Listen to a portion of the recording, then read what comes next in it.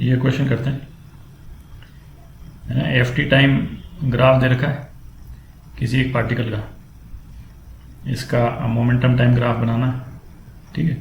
और शुरू में पार्टिकल का मोमेंटम 0 है, तो मोमेंटम क्या होता था, P F P I plus F D T P F होता था, ठीक है। और P F minus P I जो है वो एफ डी टी होता था।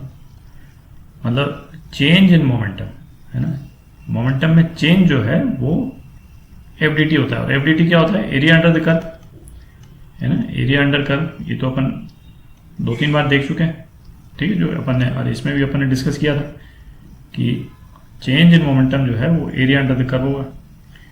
तो इस वाले पोर्शन में कितना मोमेंटम ऐड होगा, जो फर्स्ट वाला पोर्शन है बॉडी इसमें, तो यहीं पे लिख देता हूँ, इसको 1 कर देता हूँ और ये सेकंड फेज ऑफ ट्रैवल कर देता हूँ। तो delta P in the first phase, ठीक है, कितना हो जाएगा, half of base 5 second into height 10, तो कितना हो गया 25 kg मीटर पर सेकेंड। ये तो हो गया इसमें फर्स्ट फेज में। अच्छा, सेकंड फेज में सिमेट्रिकल ट्रायंगल है, तो इसमें भी 25 kg मीटर पर सेकेंड ऐड हो जाएगा, ठीक है। तो मैं यहीं पे बना देता हूँ। तो ये मोमेंटम टाइम ग्राफ, ठीक है। तो 5 सेकेंड, ये 5 सेकेंड वाला है पीरियड, तो वहाँ पे तो ये आ जाएगा, ये 25 तक आ जाएगा, ठीक है। 0 से शुरू हुआ था, तो एक पॉइंट तो ये आ गया, और दूसरा पॉइंट जो है वो ये 25 और, ठीक है ना, 10 सेकंड में ये 50 kg मीटर पर सेकंड तक पहुंच जाएगा, ठीक है। तो अब है कि इस और इस पॉइंट के बीच में ग्राफ कैसा हो, है ना, स्ट्रेट लाइन होगा, कर्व होगा, क्या होगा। तो अब इसमें जैसे हमने ये भी देखा था कि f जो है वो क्या होता है, dp बाय dt, ठीक है। अच्छा, और यहाँ पे f वो टाइम के डायरेक्टली प्रोपोर्शनल है ना, स्ट्रेट लाइन है, इसका स्लोप जो है वो स्ट्रेट लाइन है, ठीक है। तो टाइम से डायरेक्टली प्रोपोर्शनल है, किसी एक फैक्टर से प्रोपोर्शनल है, 2 है वो फैक्टर, बट अपने को उसकी जरूरत नहीं, ठीक है। तो इसका मतलब जो मोमेंटम जो है वो टी स्क्वायर के प्रोपोर्शनल होगा, ठीक है। तभी तो इसको डिफरेंशिएट करेंगे तो केवल टी रह जाएगा ना, है कि नहीं। तो इसको यदि डिफरेंशिएट करेंगे dp बाई dt, वो प्रोपोर्शनल टी के बराबर हो जाएगा, ठीक है। तो टी स्क्वायर का मतलब ये, मतलब है ना, क्वाड्रेटिक कर्व है। तो यहां से यहां तक का क्वाड्रेटिक कर्व जो है वो इस तरह का बनेगा, ठीक है। अच्छा, अब ये वाला पोर्शन देखते हैं। तो इसमें जो है वो फोर्स माइनस टी के प्रोपोर्शनल है ना, नेगेटिव स्लोप है ना, तो माइनस टी के प्रोपोर्शनल है। तो मोमेंटम जो है वो माइनस टी स्क्वायर के प्रोपोर्शनल हो जाएगा, ठीक है। तो माइनस टी स्क्वायर के प्रोपोर्शनल मतलब ये क्वाड्रेटिक स्लोप का इसका ये रहेगा, ठीक है। तो ये तो अपन देख चुके हैं, 1-2 अपन डिस्कशन में किया था भाई, जैसे किसी भी से y is equal to, suppose कोई भी क्वाड्रेटिक इक्वेशन अपन लिखते हैं, है ना, मैं सपोज लिख दूँ 2t प्लस 3t स्क्वायर, है ना, 2-3 बार कर चुके हैं अपन डिस्कशन ये।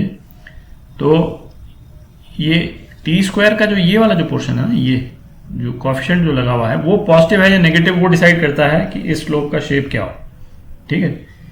मतलब यदि तो ये पॉजिटिव है तो इसका मतलब ये क्वाड्रेटिक इक्वेशन ऊपर की तरफ खुलती है, ऊपर की तरफ खुलती है का मतलब ये हो गया कि ये ऐसे बनेगा, ऐसे भी बन सकता है, कैसे भी बन सकता है, डिपेंड ऑन क्या है, बट ऊपर की तरफ खुला, मतलब है ना। ऑब्वियस भी है कि जैसे जैसे टी बढ़ता जाएगा, है कि नहीं, नेगेटिव टी बढ़े चाहे पॉजिटिव टी बढ़े, ये वाला नंबर जो है वो पॉजिटिव डायरेक्शन में तेजी से ऊपर चला जाएगा, ठीक है।